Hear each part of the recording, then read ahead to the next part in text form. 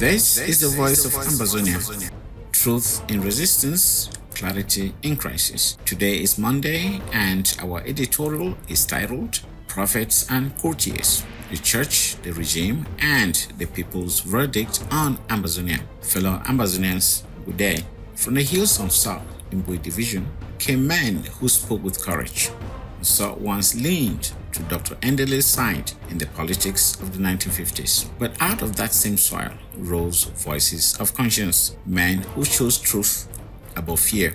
The first was Professor Bernard Fandon, a Catholic lay priest in training, a cabinet minister, and a great academic. He warned that the federal experiment of 1961 was fragile. He wrote The Task of Today, showing that without mutual respect, the Union would collapse into domination. Decades later came Joseph Wilbur, another son of Saul. In 2016, he shook the National Assembly with words that still echo: when injustice becomes law, resistance becomes a duty.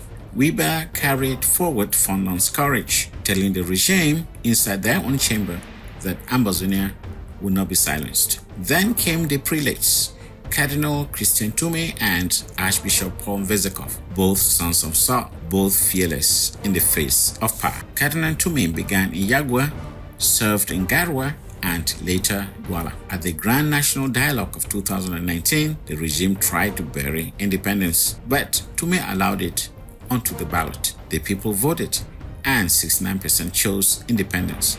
That moment shook Yaoundé. Before Ngongo Ferdinand and regime officials, Toomey told the truth.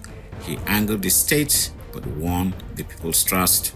Archbishop Vezekov built institutions and preached moral consistency. Sadly, his prophetic spirit did not live on in his successor. Today, their legacy shines in Francophone clergy. Bishop Yauda of Yagua, Archbishop Cleda of Douala. They have spoken against corruption and injustice, keeping alive the line of prophecy. But not all chose courage. Some became courtiers of the regime. Archbishop Andrew Kier, now in Bamenda, tried to coerce his former classmate Dr. Samuel Ikumisako to abandon independence. He failed and later was rewarded with a free ride to the Canada monologue. Bishop Michael Bibi, now in Boya, echoed Yaoundé's lines. He scolded Ambazonians for resisting while keeping quiet on state atrocities. Reverend Samuel Funke, moderator of the Presbyterian Church, shocked his flock in Bali. After soldiers killed civilians, he blamed the locals. Later, Bia's portrait appeared at his office door. He too enjoyed a free ride to the Canada monologue. Funke once bragged that he would destroy his adversaries with his pen, but he has since fallen silent. Perhaps he no longer dares, or perhaps he has realized there are stronger writers than he imagined. Today, Ambazonia has a voice, not from a corrupt pulpit, but from the peoples themselves. Fellow Ambazonians, the church is divided. The prophets, Fandon, Wilbur, Toomey, Vezekov, Yauda, Cleda, who stood for dignity and truth.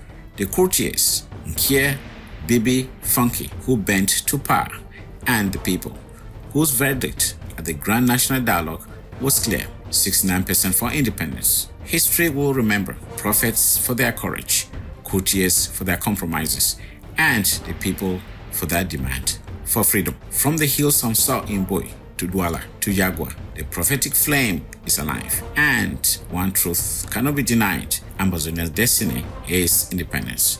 This has been the voice of Ambazonia. Truth in resistance, clarity in crisis.